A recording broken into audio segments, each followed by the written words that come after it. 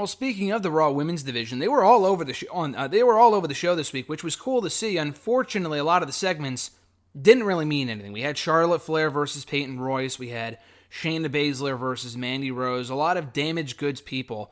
You look at Shayna, she means not nearly as much as she did a year ago when people were, pegging her to win the Royal Rumble match for the women. Obviously, she didn't. It's been all downhill from there. Ever since she really arrived in the main roster, it's been all downhill from that point.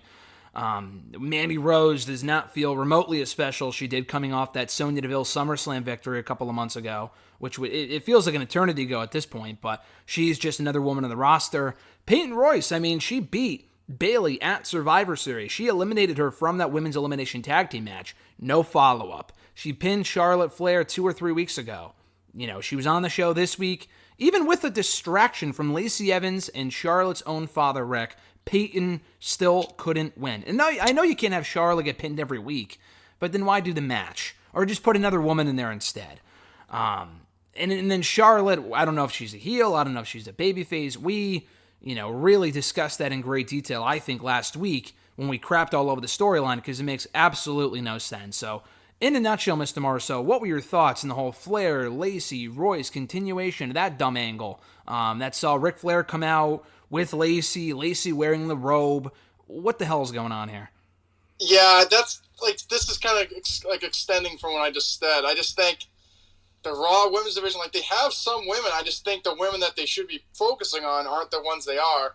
I love Mandy. I think, like you said, coming off that Sonya win, it was probably one of the hottest things on SmackDown last year. You figured after that win, she'd get pushed a little bit, but I feel like anything, she's been regressed so much in her push, and she's just losing constantly. They had Dana beat Shayna a few times. Now Mandy just can't beat her. Switch the roles. Have Dana lose to Shayna and have Mandy be the one that beats her. At least she can. Shayna's definitely not what she was before, but at least give Mandy some wins that mean a little bit. So that's definitely disheartening. And then Peyton Royce, like you said, she beat Bayley. I thought that'd be.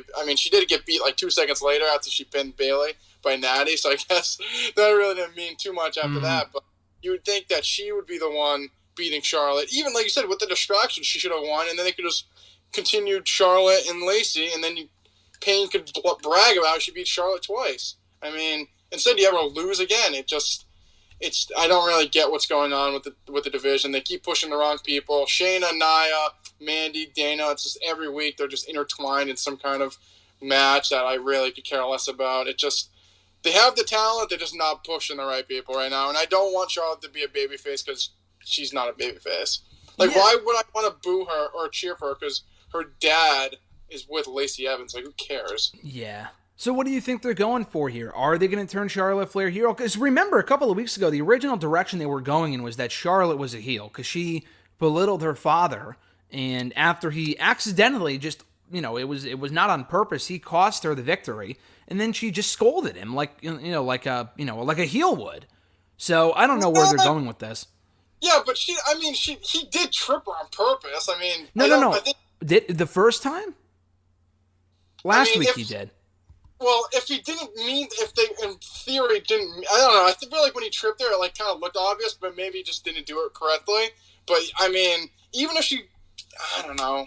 I just don't even feel like I would. She's just a heel. That's the end of the point. I don't even have to go intertwine there. If you mean to trip her, if not, she's just a glorified heel, and no one wants to cheer for her.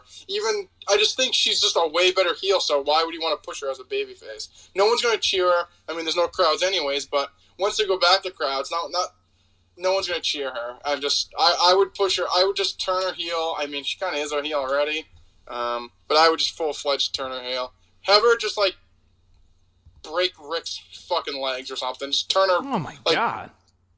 Or just have her beat up her dad. Just have her beat up Rick, and then we know she's a heel. Yeah. So you mean the other 2 or 3 times that she's done it over the years?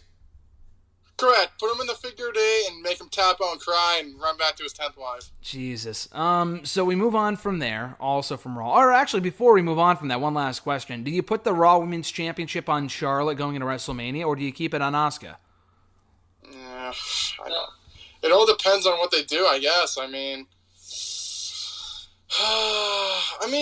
if you turn Charlotte face, I guess you could give her the belt, and then maybe Alexa beats her at WrestleMania if that's the story they're going with. But like I said, Alexa just beat Asuka clean on Raw, so I feel like Alexa would be the next one to get the title.